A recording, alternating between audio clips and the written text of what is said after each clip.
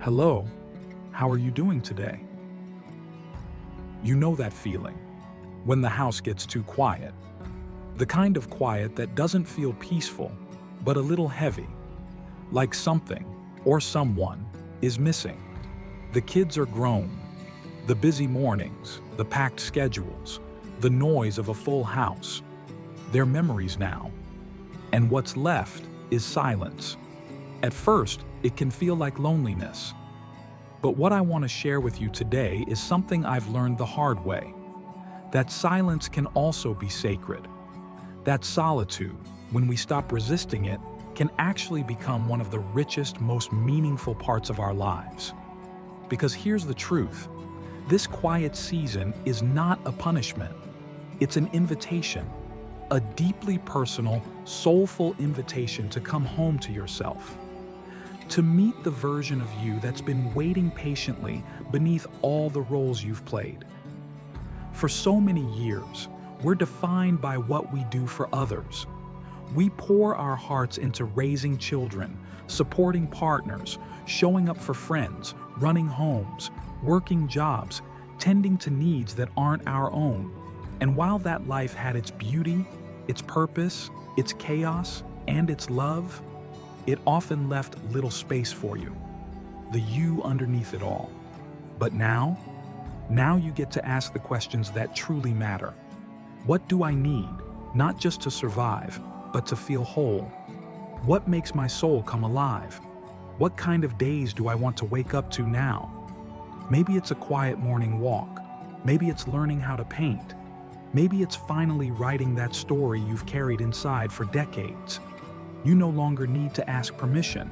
You don't have to explain yourself. The world may have told you your time was in the past, but they were wrong. This is not the end of your story. It's the beginning of a chapter that's all yours. One where you're not just the helper, the planner, the glue holding everything together, but the main character, the soul of the story. And this time, you get to write it your way. Start small. You don't need to overhaul your life to bring warmth and meaning back into your days. Begin by filling your space, your sacred, lived-in, real-life space, with things that spark even the gentlest smile. Light a favorite candle not just to scent the air, but to remind you that this moment is worth honoring. Put on a soft playlist in the background, maybe something that stirs a memory, or simply quiets your thoughts. Create a cozy corner just for you. A chair by the window, a soft blanket, maybe a small table where you can keep a book, a puzzle, a journal, or that half-finished scarf you started knitting years ago. Let it be your retreat, your tiny sanctuary. Try building a morning ritual that is yours and yours alone. You might start by making your coffee slowly, noticing the warmth of the mug in your hands, the smell in the air. Sit by a window, not to scroll through a screen, but to watch how the light spills into the room. Listen to the birds, feel the stillness. These little acts, they matter more than you think. They aren't just passing time. They're ways of rewriting how you see the silence, of turning loneliness into solitude, and solitude into sacred space. Because soon, that quiet house doesn't feel like it's echoing with what's missing. It begins to feel like a container for something beautiful, your thoughts, your presence, your peace. And that shift is where healing begins. And don't forget, being alone doesn't mean being disconnected.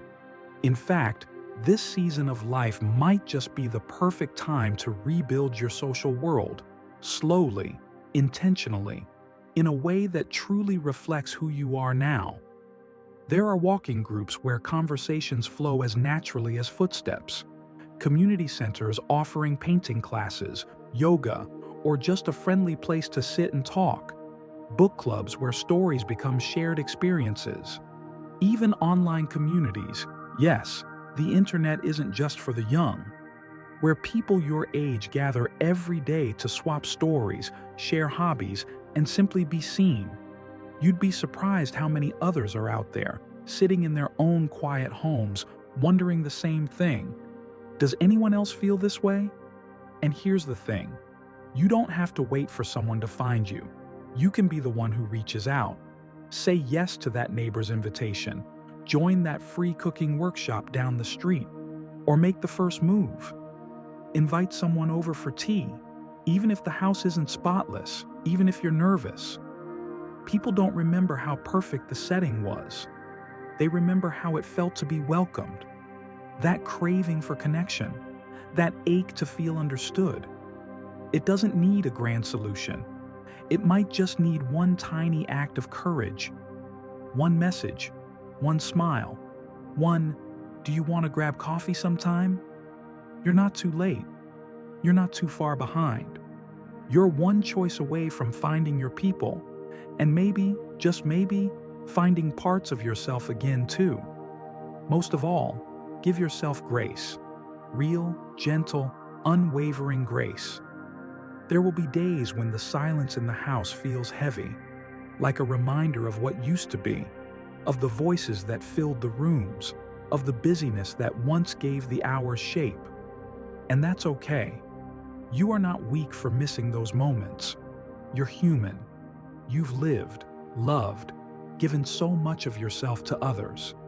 And now, the quiet is simply the echo of a life well lived.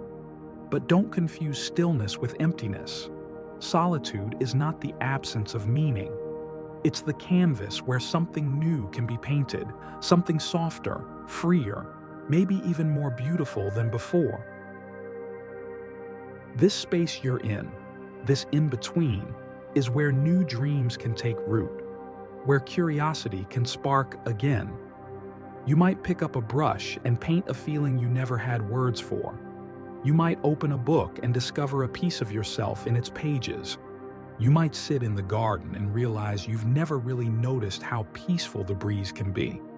You get to slow down enough to feel what matters, to listen to your own soul without all the noise of the outside world. And what a gift that is. This chapter isn't empty. It isn't the end. It's a return to you. And maybe, just maybe, it's the chapter that finally feels the most like who you really are. All right, let's talk about the part that brings everything to life: action. Because as comforting as words can be, what truly shifts our days is what we do with them. So here's the truth. You have more power than you think to shape this season into something beautiful. Start by doing one small thing a day that brings you joy or a sense of purpose. Call an old friend and invite them for lunch. It doesn't have to be fancy, just warm and real. Try baking something you've never made before. Maybe that recipe you clipped from a magazine years ago, but never got around to. The smell alone can lift your whole spirit. Cook something from a different country just for the fun of it. Turn on music from that culture and make dinner an adventure.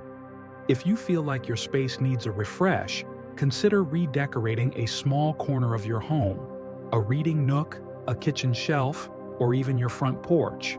A splash of color or a few plants can breathe new energy into a place you see every day. And if energy allows, a deep cleaning session can work wonders, not just for the house, but for your mind. There's something deeply satisfying about clearing out the old and making space for the new.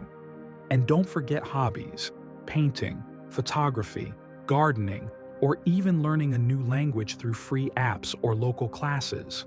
These aren't just pastimes. They're ways of saying to yourself, "I'm still here. I'm still growing." You deserve that. You really do. So if your house feels too quiet tonight, know that you're not alone. Know that meaning, connection, and joy are still yours to find. And know that the stillness, once feared, may just become your greatest teacher. You're not behind. You're right on time.